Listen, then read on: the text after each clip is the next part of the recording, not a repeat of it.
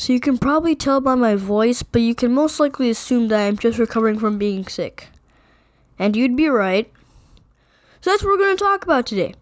The worst thing about being sick is when you can't breathe. Like, you feel like poop the whole day, plus you can't breathe. That's like the worst combo you can have. I also hate it when your parents assume you're not sick when you really are.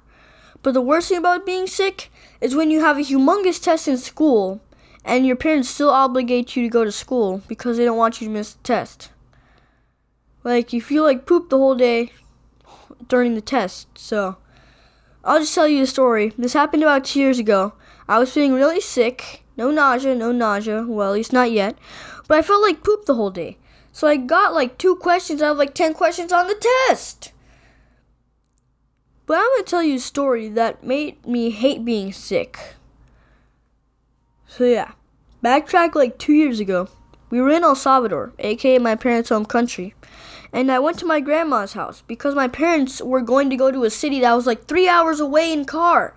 And since we only had a car, we had to go in the car. So I asked my dad and mom if I could stay at my grandma's house. My dad said yes. My mom was a little hesitant, but she also said yes.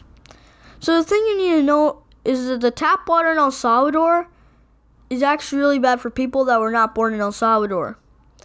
It makes you get the stomach flu and throw up and stuff, so yeah. And guess who used that water to cook the rice that I was eating for lunch? You probably guessed it, my grandma.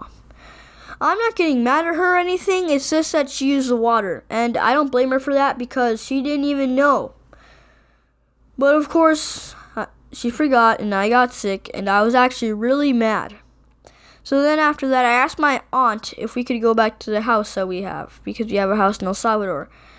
And she asked why, and I just said because I wanted to. So we went home, and you would have guessed it, of course, I threw up. I couldn't even walk. My legs were shaking really bad.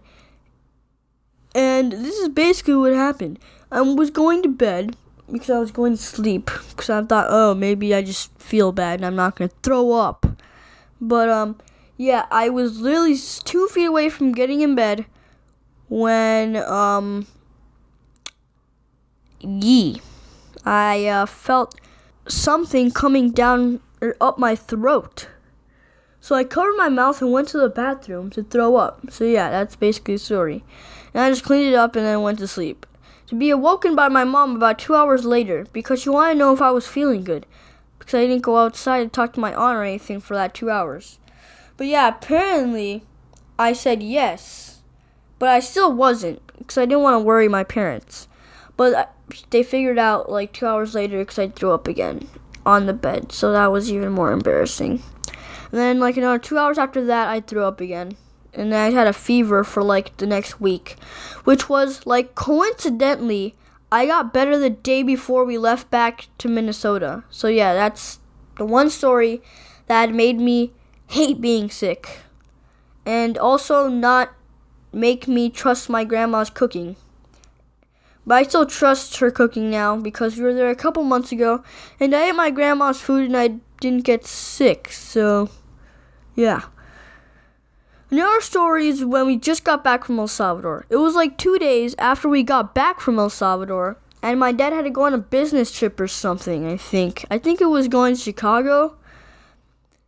And yeah, literally 10 minutes after he left in the car with my brother, because my brother had to go or something, yeah. I told my mom I didn't feel so good, but she said to just walk around, because that's what you're supposed to do when you feel nauseous. So yeah, I walked around the house, and it's kind of the same story as in El Salvador, but I actually went to the bathroom and didn't throw up a little bit on the carpet. So yeah. Jesus, I have a lot of throw-ups in this story. But yeah, and like 2 hours later again, I threw up. But then after that, I just kind of had a fever for like 2 days. And now I'm telling you the best remedies for being sick. Remedies for the cold, I'm going to tell you 4. Number 1, just stay hydrated. Number 2, just stay in bed. Number 3, get a humidifier if you have a stuffy nose. And finally, number 4, drink your meds. Now on for the home remedies for the stomach flu, aka what I had in El Salvador in like 2 days after I got back from El Salvador. I will tell you 3. 1, drinking ginger tea. That helps you like relieve nausea. 2, mint. Not like the candy mint, but like peppermint. That also relieves nausea. And finally, 3, meds. So yeah, I hope you liked this video. If you did, smash that like button and also subscribe if you're new. The last video got a lot of support, and thank you guys for that. It got more than 10 likes. So yeah. If you guys want a part 2 on this, like being sick, I'm just recovering from being sick. Not anything really bad. It was just I kind of had what's it called? A cold. So yeah, I just had a stuffy nose and stuff. So yeah, sorry I haven't uploaded on my gaming channel for like the past 3 weeks. As I just told you guys, the first week or 3 weeks ago, I felt sick. I wasn't really sick. The second week I was sick, as I just told you guys, and then this week, or like a couple days ago, I just had a lot of schoolwork and stuff before spring break, so we had to do a lot of homework and stuff. So yeah. And also, for some reason, they took down my Twitter account. I don't know why that's a thing. But, yeah. Now I'm down to 2 social medias, so that's a bad thing. And, yeah, I hope you like this video. Again, smash that like button, subscribe if you're new, and I'll see you guys next video. Goodbye. There's also, keep forgetting to say this.